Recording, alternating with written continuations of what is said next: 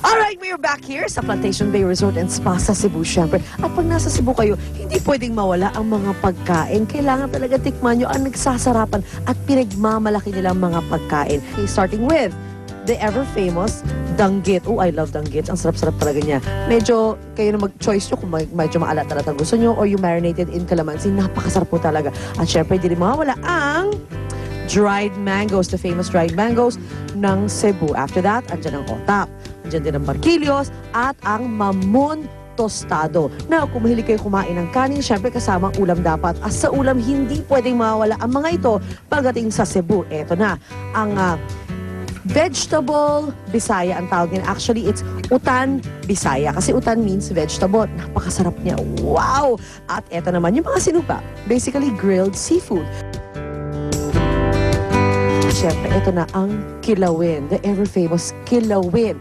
At dalawa po ang klase ng isda na hinalo dito, ang salmon at ang tuna. Pero ang different part of their kilawin is that ito po yung binabad sa pinakurat. O ito po yung kombinasyon ng vinegar at ng gata. Very Cebuano, very delicious, I'm telling you. Pero syempre, since nasa Cebu tayo, ito hindi ever pwedeng mawala. Nagugutom na ba kayo? Kasi ako nagugutom na. Ito po ang ever famous Cebu lechon. At pag nasa Cebu kayo, pag ito pinalampas nyo, ewan ko na lang. Teka, kumurot nga tayo para matikman natin ang ano. Sige, pakinggan nyo. Ayan na. Medyo hindi masyado malaki yung nakuha ko, no? Pero ang sarap talaga. At alam niyo ba, sabi nila, ang lechon Cebu, hindi na kailangan ng sauce kasi ito pala ang masarap na talaga. But if you prefer na may sauce, ito po, ang liver sauce, at eto rin ang pinakurat. And lastly, pagkakain kayo ng Cebu lechon and you love rice, eto na ang rice nila. Ang tawag po sa kanila ay puso. Kasi niluto siya sa leaves, sa young leaves. So talbos ng niyog.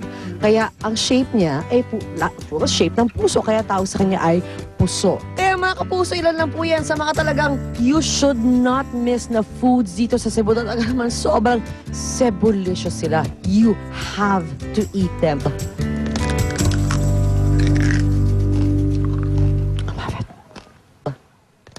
Ang bahaging ito ay hatid sa inyo ng mula noon hanggang ngayon. Silver Swan Soy Sauce.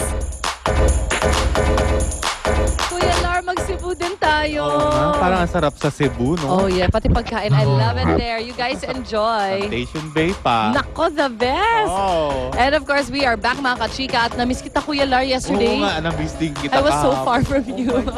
Kuya Lar, at least pinagsama na nila tayo dalawa today. Ito na una nating showbiz news. Glyza De Castro, dala-dalawa ang suitors pero loveless pa rin. Aba, hindi ba siya makapili between Patrick Garcia at Carlo Aquino? Haba ng hair. Oh, heto ang kanyang sagot. Panoorin natin.